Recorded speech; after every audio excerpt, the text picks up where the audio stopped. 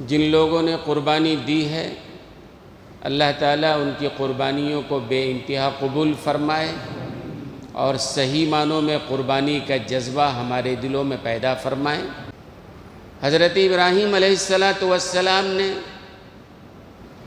قربانی کیا تھا اور اللہ کو وہ قربانی اتنی پسند آئی کہ اللہ تعالیٰ نے اس سنت کو ہمیشہ کے لیے زندہ جاوید بنا دیا ہے۔ قربانی واجب ہے، ہر صاحب مسلمان، مرد ہو، عورت ہو، عاقل ہو، بالغ ہو، مقیم ہو، یہ شرائط ہیں، قربانی واجب ہے۔ اور حضور اکرم صلی اللہ علیہ وسلم کا وہ ارشاد گرامی کہ جس کو ہم نے استطاعت دی ہے، جس کو ہم نے طاقت دی ہے اور وہ پھر بھی قربانی نہیں کرتا ہے، وہ ہماری عیدگاہ کے قریب بھی نہ آئے۔ اس سے علماء نے، امام ابو حنیفہ رحمۃ اللہ علیہ نے قربانی کے وجوب کا حکم فرمایا ہے۔ باقی دوسرے ائمہ ہیں، ان کے ہاں بھی قربانی سنت مؤکدہ ہے، لیکن احناف کے ہاں قربانی واجب ہے ہر مسلمان پر، ہر صاحب نصاب پر۔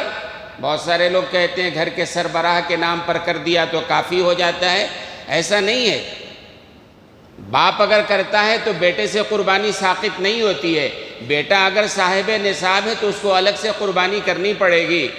باپ اگر نماز پڑھ لے تو بیٹے سے نماز ساقط نہیں ہونے والی ہے، باپ اگر زکوٰۃ دے دیتا ہے تو بیٹے سے زکوٰۃ ساقط نہیں ہوتی ہے۔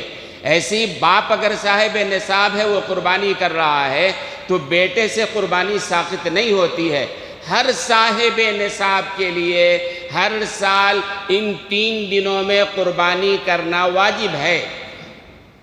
بہت سارے لوگ یہ بھی سوال کرتے ہیں کہ حضرت یہ قربانی کے رقم غریبوں کو دے دیں، صدقہ میں، شادیوں میں دے دیں، فلاں کریں، دوسرے خیر کے کاموں میں۔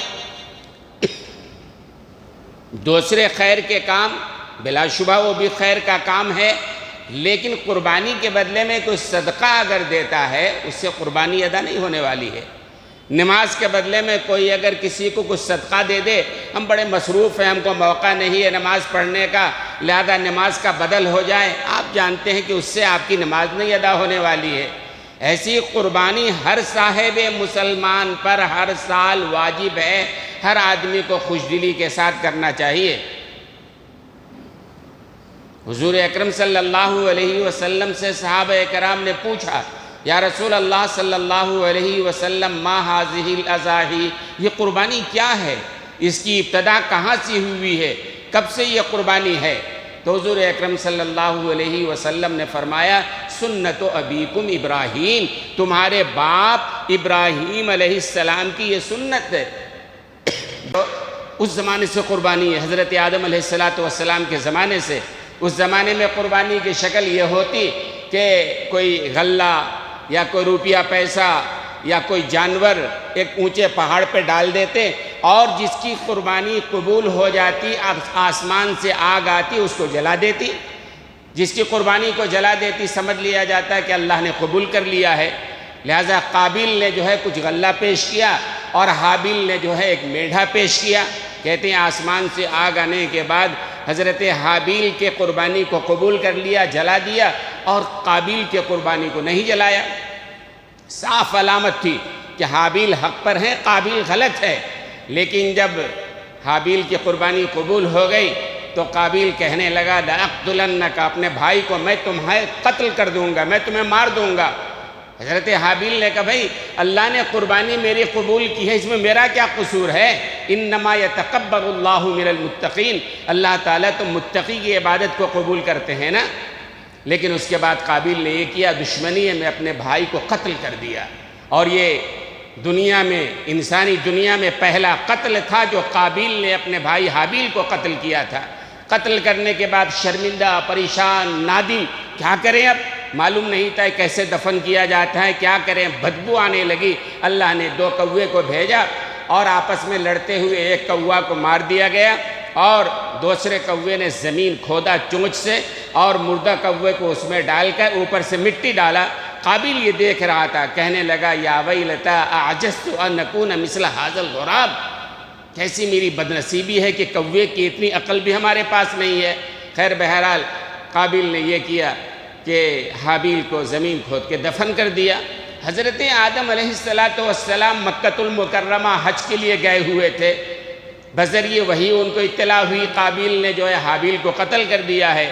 حضرت آدم علیہ السلام جب مکے سے چلے ہیں تو کہا جاتا ہے کہ ہر چیز میں تغیر ان کو نظر آ رہا تھا، یعنی انسان جب گناہ کرتا ہے ہماری نظر اتنی صاف نہیں ہے، گندی ہے اس لیے معلوم نہیں ہوتا ہے، لیکن نبی تو بہرحال نبی ہے، جب وہ نکلے ہیں تو ہر چیز میں تغیر، یعنی گناہ کا اثر، قتل کا اثر۔ اور جب آئے پوچھا قابیل سے کہ تم نے حابیل کو کیوں قتل کیا؟ انکار کر دیا میں نے نہیں کیا ہے۔ پھر آگے لمبا حضرت ابراہیم علیہ السلام کا واقعہ بڑا مشہور ہے، آپ جانتے ہیں، لیکن یہ قربانی کی جو بات ہے، یہ قربانی کرو، آپ بھی جانتے ہیں، قرآن میں بھی ہے لَن يَنَالَ اللَّهَ لُحُومُهَا وَلَا دِمَاؤُهَا، کہ اللہ کے پاس قربانی کا گوشت بھی نہیں پہنچتا ہے، اللہ کے پاس قربانی کا خون بھی نہیں پہنچتا ہے، پھر اللہ کو فائدہ کیا ہے؟ اس آیت کے شان نزول میں علماء نے لکھا ہے کہ زمانے جاہلیت میں جو ہے وہ کفار مشرکین جو اپنے جانوروں کو قربان کرتے تھے، وہ یہ کرتے تھے کہ کچھ خون لے جا کر کعبۃ اللہ میں چھڑکتے تھے، گوشت کے کچھ بوٹیاں لے جا کر وہاں بکھیرتے تھے، یہ کام وہ کیا کرتے تھے۔ جب اسلام آیا تو صحابہ نے کہا یا رسول اللہ صلی اللہ علیہ وسلم، ایام جاہلیت میں ایسا ہوا کرتا تھا کہ ہم اپنے جانوروں کے گوشت کو، خون کو کعبۃ اللہ میں جا کے رکھتے تھے، کیا آپ بھی ہم کریں؟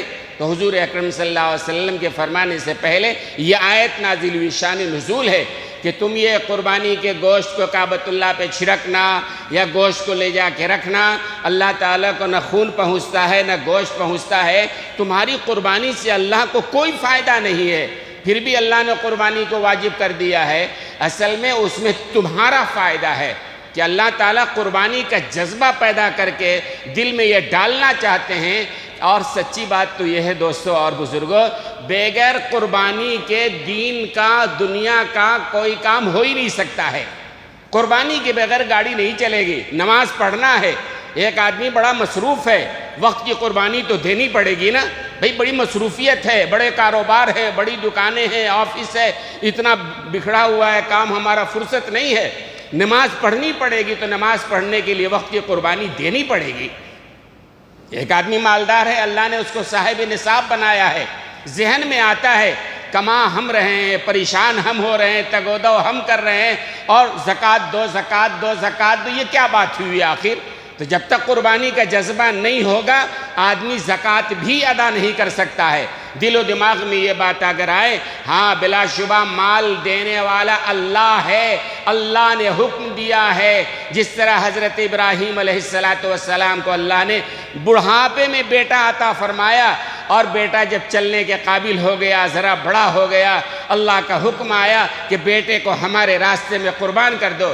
حضرت ابراہیم علیہ السلام چاہتے تو سوال کر سکتے تھے، اے اللہ یہ بیٹے کو ذبح کرنا کہاں جائز ہے، کیا قصور ہے، کیا بات ہے؟ کوئی فلسفہ نہیں، کوئی سوال نہیں، اللہ کا حکم آیا، اور حضرت اسماعیل علیہ السلام سے پوچھا، حضرت ابراہیم علیہ السلام نے، بیٹے میں نے خواب میں دیکھا ہے تم کو ذبح کر رہے ہیں، کیا حکم ہے بتاؤ؟ تو حضرت اسماعیل علیہ السلام نے کہا یا ابت افعل، یہ دو جملہ ہے، یا ابت افعل بڑا طاقتور جملہ ہے، ابا جان وہ کیجئے جو اللہ نے آپ کو حکم دیا ہے۔ اور ڈاکٹر اقبال نے اسی کے بارے میں بڑا اچھا وہ شعر کہا ہے، چھوٹا بچہ ہے، باپ یہ سوال کر رہا ہے کہ میں نے خواب دیکھا ہے، 12 13 سال 11 سال کی بچے کی عمر ہے، اگر وہ بچہ چاہتا تو اپنے باپ سے کہہ سکتا تھا خواب آپ نے دیکھا ہے، آپ جانیے ہم نے کیا جرم کیا ہے، کیا قصور کیا ہے، اور پہلے سے ایسا کچھ ہوتا بھی نہیں آ رہا تھا، کچھ نہیں نا، بلکہ فوراً کہا یا ابتی، ابا جان افعل، وہ کیجئے جو اللہ نے آپ کو حکم دیا ہے۔ ڈاکٹر اقبال کہتے ہیں بڑا اچھا شعر ہے، یہ فیضان نظر تھا یا کہ مکتب کی کرامت تھی، یہ فیضان نظر تھا یا کہ مکتب کی کرامت تھی۔ فیضان نظر، حضرت ابراہیم علیہ السلام تو نبی ہے نا، اور نبی کی نظر، باپ کی نظر بیٹے کے اوپر، یہ فیضان نظر تھا، یہ باپ کی نظر کا اثر ہے یا کہ مکتب کی کرامت تھی، یعنی ماں کے گود کا اثر۔ بچے پر ماں کے گود کا بھی اثر پڑتا ہے نا. ماں کے دل میں ایمان ہے، ماں کے دل کے اندر دین ہے، شریعت ہے، بچے پر اثر پڑے گا.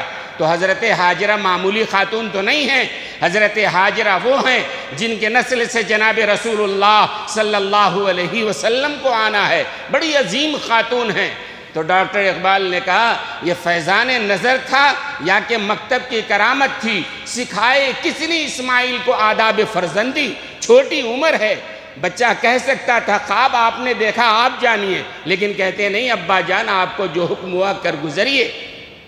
اصل میں قربانی ہر سال یہی تعلیم دینے کے لیے آتا ہے کہ ہم کو ہر چیز میں قربانی دینا ہے، دین کے لیے قربانی دینا ہے. امر بالمعروف نہی عن المنکر ہمارے معاشرے کا بڑا عظیم مسئلہ ہو گیا ہے. حق بات کہنے والوں کی حوصلہ افزائی نہیں ہوتی ہے. حق بات کہنے والے کو بڑا تان و تشنی سے گزرنا پڑتا ہے، بڑے دردناک اور کربناک حالات سے گزرنے پڑتے ہیں. لیکن امر بالمعروف نہی عن المنکر کرنے والا قربانی دینے کو تیار ہے. گالی دینا ہو دو لو، جو طنز و تشنیع کرنا ہے کر لو، لیکن ہمیں یہ حق بات کرنی ہے تو کرنی ہے، تمہارے جو جی میں آئے کرو. تو بغیر قربانی کی زندگی کا کوئی قدم نہیں اٹھایا جا سکتا ہے. تو یہ قربانی کے ایام ہیں، آخری دن ہے. اللہ تعالی ہماری قربانیوں کو قبول فرمائے اور اللہ تعالی ہمارے دلوں میں وہی جذبہ عطا فرمائے جو قربانی کا صحیح جذبہ ہے، اور اللہ تعالی ہمارے دلوں میں قربانی کا جذبہ ہر موقع پر عطا فرمائے. وآخر دعوانا